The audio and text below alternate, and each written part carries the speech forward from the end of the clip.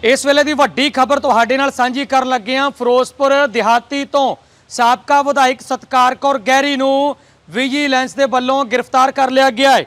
उन्होंने हिरासत दे विच लै लिया गया। वड्डी खबर निकल के सामने आ रही है और पिछले दिनी उन्होंने दोष लग रहे सी वध प्रॉपर्टी नूं बनाउण दे दोष, जिन्हां दे तहत सूचना मिल रही है कि सतकार कौर गहरी नूं उन्हां दे चंडीगढ़ दे घर दे विचों जिहड़ा विजिलेंस के वल्लों हिरासत दे विच लै लिया गया। और दूजे पासे उन्होंने पति लाडी गहरी फिरोजपुर लगातार सरगर्म ने, क्योंकि उस तो बाद जदों टिकट कट्टी जाती है कांग्रेस दे विच उन्हां दी, तां उस तो बाद वो छाल मार के बीजेपी दे विच चले जाते हैं। तो उस तो बाद सतकार कौर गहरी तां फिरोजपुर दे विच बहुत घट दिखाई देंदे ने, लेकिन उन्होंने पति लाडी गहरी लगातार सरगर्म होने की दोबारा तो कोशिश करते सी। पर हुण सूत्रां दे हवाले तो एक खबर होर दूजे पासों आ रही है कि लाडी गहरी नूं भी हिरासत दे विच लैण दी चर्चा जिहड़ी छिड़ चुकी है। हाले तक असीं इसकी पुष्टि नहीं करते, पर यह कहा जा रहा साडे सोर्सां वल्लों कि लाडी गहरी नूं भी उन्हां दे फिरोजपुर दे घर दे विचों विजिलेंस दे वल्लों गिरफ्तार कर लिया गया है। यह भी दस्सिया जा रहा कि सेम टाइम ते ही दोनां दे उपर जिहड़ी रेड करके इन्हां नूं गिरफ्तार किया गया। इस समय की वड्डी खबर आ और तुहानूं थोड़ी जी बैकग्राउंड ते कहानी दस दईए कि इन्हां दे उपर वध प्रॉपर्टी बनाउण दे दोष जिहड़े सी, कथित दोष लगते आ रहे सी और लंबा समा विजिलेंस दे विच इन्हां दी जिहड़ी इंक्वायरी चल रही सी और काफ़ी बार फिरोजपुर विजिलेंस दफ्तर दे विच भी इन्हां नूं बुलाया जांदा सी, इन्हां तो पुछगिछ करन दे लई बुलाया जांदा सी। काफ़ी बार सतकार कौर गहरी उन्हां दे पति लाडी गहरी दोनों ही विजिलेंस दे विच लगातार दिखाई दे रहे सी। पर लंबे समय तो गल करिए तां पिछले कुछ समय तो जिहड़ा की है मसला इंज लगदा सी कि ठंडे बस्ते पैंदा दिखाई दे रहा है। पर वड्डी गल है कि बीजेपी दे लीडर होने के बावजूद भी जिहड़ा विजिलेंस के वल्लों गिरफ्तार कर लिया गया है। ये गल क्यों कही, क्योंकि चर्चावां चलदियां ने कि जिहड़े लोकां नूं डर हुंदा ईडी विजिलेंस का वो लीडर बीजेपी दे विच छाल मार के चले जाते हैं। पर वक्खरी गल सामने आ रही है कि बीजेपी दे विच जाण तो बाद भी साबका विधायक सतकार कौर गहरी नूं हिरासत दे विच लैण दीयां खबरां जिहड़ियां लगातार चल रही ने और कथित दोष जदों इन्हां दी विधायक सी मौजूदा उस समय ते भी कथित दोष इन्हां दे उपर लाए गए सी।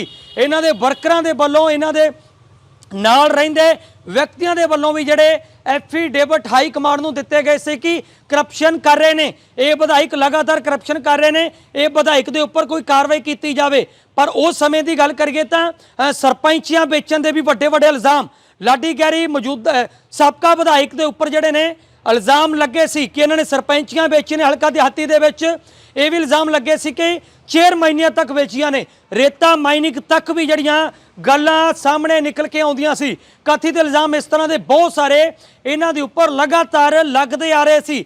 पर जदों सरकार जांदी आ चोणां आउंदियां ने तां उस तो बाद कांग्रेस दे विचों इन्हां दी टिकट कट दित्ती जांदी आ। कई जगह ते लाडी गहरी सतकार कौर गहरी कांग्रेस पार्टी नूं अपनी माँ पिता भी दसदे नज़र आउंदे ने, पर जदों टिकट कट्टी जाती है तो उस तो बाद सीधी छाल मार के बीजेपी दे विच जाण दी तैयारी करते हैं। पर किते न किते उत्थों भी जिहड़ी आ टिकट नहीं मिलती। पर उस तो बाद गल करिए तो फिलहाल अज की घड़ी दे विच लाडी गहरी लगातार चर्चावां दे विच सीगे। लगातार बीजेपी दे आगू सीनियर लीडर राणा गुरमीत सिंह सोढी दे नाल दिखाई दिंदे सी। पर पिछले एक महीने की चर्चा की गल करिए तो लोगों के विच आम चर्चा चल रही है कि पिछले एक डेढ़ महीने तो जिहड़े लाडी गहरी ने साबका विधायक कांग्रेस सतकार कौर गहरी हलका फिरोजपुर देहाती उन्हां दे पति लाडी गहरी एक डेढ़ महीने तो बीजेपी के लीडरां नाल भी दिखाई नहीं दे रहे सी।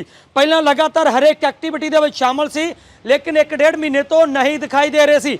इन जापदा है कि लगता है उन्होंने सूह मिल गई होवे कि हुण कोई भी रास्ता नहीं बचिया, विजिलेंस कदों भी उन्होंने फड़ सकती है, कदों भी हिरासत दे विच लै सकती है। पर इस लई जापदा इंज कि वो साइड ते होने की कोशिश कर रहे सी। पर अज सवेर की ही जिहड़ी तड़कसार उन्होंने चक्कण की चर्चावां जिहड़ियां लगातार मीडिया के उपर चल रही ने। साडे सोर्सेस भी जानकारी दे रहे हैं कि चंडीगढ़ तो साबका विधायक सतकार कौर गहरी नूं हिरासत दे विच विजिलेंस ने लै लिया है। दूजे पासे लाडी गहरी उन्हां दे पति जो लगातार मैं कहना कि MLA जिहड़े सीगे वो सतकार कौर सी, पर लंबा समा उन्हां दी MLA-शिप दे विच उन्हां दे पति लाडी गहरी ही उन्हां दा अहुदा संभालदे दिखाई दिंदे सी। जिथे भी हुंदे सी लाडी गहरी दिखाई दिंदे सी। पर यह भी सोर्सां वालों जानकारी दी जा रही है कि लाडी गहरी नूं भी ਫਿਰੋਜ਼ਪੁਰ ਦੇ ਵਿੱਚੋਂ ਵਿਜੀਲੈਂਸ ਦੇ ਵੱਲੋਂ ਗ੍ਰਿਫਤਾਰ ਕੀਤਾ ਗਿਆ। ਪਰ ਹਾਲਾਂਕਿ ਸਾਡੇ ਸੋਰਸਾਂ ਵੱਲੋਂ ਇਹ ਜਾਣਕਾਰੀ ਦਿੱਤੀ ਜਾ ਰਹੀ ਆ, ਇਹ ਜਾਣਕਾਰੀ ਦੀ ਹਜੇ ਤੱਕ ਪੁਸ਼ਟੀ ਨਹੀਂ ਹੋਈ ਕਿ ਉਹਨਾਂ ਦੇ ਪਤੀ ਨੂੰ ਵੀ ਵਿਜੀਲੈਂਸ ਨੇ ਹਿਰਾਸਤ ਦੇ ਵਿੱਚ ਲਿਆ। ਸਿਰਫ ਸੋਰਸਾਂ ਦੇ ਮਾਧਿਅਮ ਰਾਹੀਂ ਜਿਹੜੀ ਜਾਣਕਾਰੀ ਅਸੀਂ ਤੁਹਾਡੇ ਨਾਲ ਸਾਂਝੀ ਕਰ ਰਹੇ ਹੈਗੇ ਹਾਂ।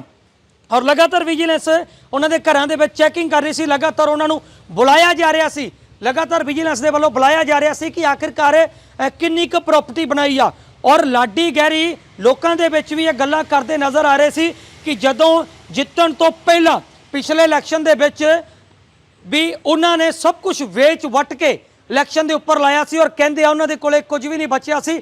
ਸਾਡੇ ਸੋਰਸਸ ਇਹ ਜਾਣਕਾਰੀ ਦਿੰਦੇ ਆ, ਪਰ ਅੱਜ ਉਹਨਾਂ ਦੇ ਕੋਲੇ ਵੱਡੇ ਪੱਧਰ ਦੀ ਪ੍ਰਾਪਰਟੀ ਕਿੱਥੋਂ ਆਈ, ਲਗਾਤਾਰ ਇਹ ਚਰਚਾ ਛਿੜੀ ਹੋਈ ਹੈ। ਹੁਣ ਦੇਖਦੇ ਆ ਵਿਜੀਲੈਂਸ ਇਸ ਦੇ ਉੱਪਰ ਕੀ ਕਾਰਵਾਈ ਕਰਦੀ ਆ, ਕਿ ਵਿਜੀਲੈਂਸ ਦੇ ਹੱਥ ਵੱਡੇ ਸਬੂਤ ਆਏ ਨੇ ਕਿ ਕਰਪਸ਼ਨ ਕੀਤੀ ਗਈ ਹੈ ਇਹਨਾਂ ਦੇ ਵੱਲੋਂ। ਇਸ ਦੀ ਪੁਸ਼ਟੀ ਨਹੀਂ ਹਜੇ ਤੱਕ ਹੋਈ, ਪਰ ਵਿਜੀਲੈਂਸ ਦੇ ਹੱਥ ਇੰਜ ਜਾਪਦਾ ਕੋਈ ਵੱਡੇ ਸਬੂਤ ਲੱਗੇ ਹੋਣਗੇ ਜਿਸ ਦੇ ਤਹਿਤ ਬੀਜੇਪੀ ਦੇ ਲੀਡਰਾਂ ਨੂੰ ਵੀ ਜਿਹੜਾ ਚੱਕ ਕੇ ਵਿਜੀਲੈਂਸ ਨੇ ਹਿਰਾਸਤ ਦੇ ਵਿੱਚ ਲਿਆ। ਵੱਡੀ ਖਬਰ ਆ ਫਿਰੋਜ਼ਪੁਰ ਦਿਹਾਤੀ ਤੋਂ। ਤਾਂ ਦੋਸਤੋ ਜਾਣਕਾਰੀ ਆਪਣੀ ਵੀ ਤੁਸੀਂ ਸ਼ੇਅਰ ਕਰੋ, ਕਮੈਂਟ ਸੈਕਸ਼ਨ ਦੇ ਵਿੱਚ ਵੀ ਜ਼ਰੂਰ ਆਪਣੀ ਰਾਏ ਲਿਖਿਓ ਕਿ ਇਹਨਾਂ ਦੇ 5 ਸਾਲ ਕਾਰਜਕਾਲ ਕਿਸ ਤਰ੍ਹਾਂ ਰਿਹਾ। ਸਾਬਕਾ ਵਿਧਾਇਕ ਸਤਕਾਰ ਕੌਰ ਗਹਿਰੀ ਦਾ ਕਾਰਜਕਾਲ 5 ਸਾਲ ਕਿਸ ਤਰ੍ਹਾਂ ਰਿਹਾ, ਕਿਸ ਤਰੀਕੇ ਨਾਲ ਉਹਨਾਂ ਨੇ ਹਲਕੇ ਦੇ ਵਿੱਚ ਵਿਚਰੇ। ਇੱਥੋਂ ਤੱਕ ਲੋਕ ਗੱਲਾਂ ਕਰਦੇ ਸੀ ਜਦੋਂ ਵੋਟਾਂ ਪਈਆਂ ਸੀ ਤਾਂ ਪਿੰਡਾਂ ਦੇ ਵਿੱਚ ਪ੍ਰਚਾਰ ਕਰ ਰਹੇ ਸੀ, ਲੋਕਾਂ ਨੇ ਲੱਡੂਆਂ ਨਾਲ ਤੋਲਿਆ ਸੀ, ਲੋਕਾਂ ਨੇ ਗਲਾਂ 'ਚ ਹਾਰ ਪਾ ਪਾ ਕੇ ਤਲੀਆਂ ਤੇ ਚੱਕਿਆ ਸੀ ਗਰੀਬ ਲੋਕਾਂ ਨੇ ਕਿ ਇੱਕ ਗਰੀਬ ਪਰਿਵਾਰ ਦੇ ਵਿੱਚੋਂ ਉੱਠ ਕੇ ਇਹ ਸਾਡੀ ਮਦਦ ਕਰਨਗੇ, ਇਹ ਸਾਡੇ ਨਾਲ ਖੜਨਗੇ, ਸਾਡੀ ਆਵਾਜ਼ ਸਰਕਾਰ ਤੱਕ ਪਹੁੰਚਾਉਣਗੇ। ਪਰ ਇਸ ਤੋਂ ਉਲਟ ਜਾਪਕਿਆ ਕੁਝ ਸਮੇਂ ਬਾਅਦ ਆਮ ਲੋਕ ਵੀ ਜਿਹੜੇ ਸੀ ਉਹ ਸਾਬਕਾ ਵਿਧਾਇਕ ਦੇ ਖਿਲਾਫ ਹੁੰਦੇ ਨਜ਼ਰ ਆਏ।